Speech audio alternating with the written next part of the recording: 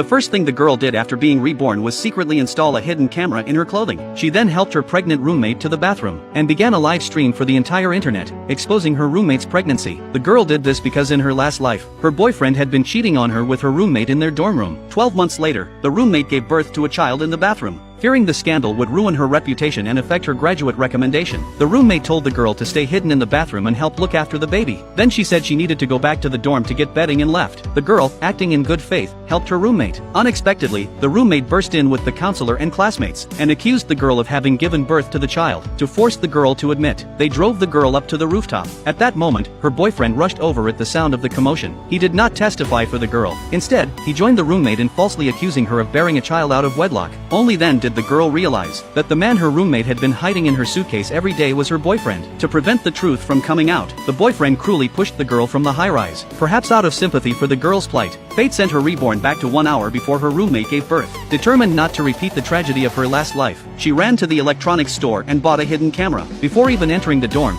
she began live streaming to the entire internet. She wanted every netizen to see her roommate giving birth, so that she could never be slandered again. Back in the dorm, her roommate suddenly felt unbearable abdominal pain. She asked the girl to accompany her to the bathroom, but as soon as they arrived, her water broke, and she realized she was about to give birth. Unlike in her last life, the girl did not act rashly. She suggested calling emergency services for her roommate, but the roommate, anxious, stopped her, claiming she still needed to protect her reputation for graduate recommendation, and couldn't allow such a scandal. Then the roommate began giving birth on her own, unaware that the girl was live streaming everything. The explosive footage quickly went viral online. The principal, upon learning of the incident, immediately convened an emergency meeting to discuss a response. Meanwhile, the roommate in the bathroom successfully delivered the baby. As before, she begged the girl to help care for the child. Although the girl despised her roommate, she couldn't resist the sight of the innocent baby. Moreover, she had already broadcast the entire birth, so she no longer feared being slandered. She wrapped the baby in her clothing. At that moment, the roommate pretended she needed to fetch something from the dorm, telling the girl to hide with the baby in a bathroom stall first. The girl knew her roommate's scheme. A few minutes later, the roommate burst in with the counselor and classmates, immediately accusing the girl of unwed motherhood. The girl refuted, saying the baby was her roommate's. The roommate argued that, with no boyfriend,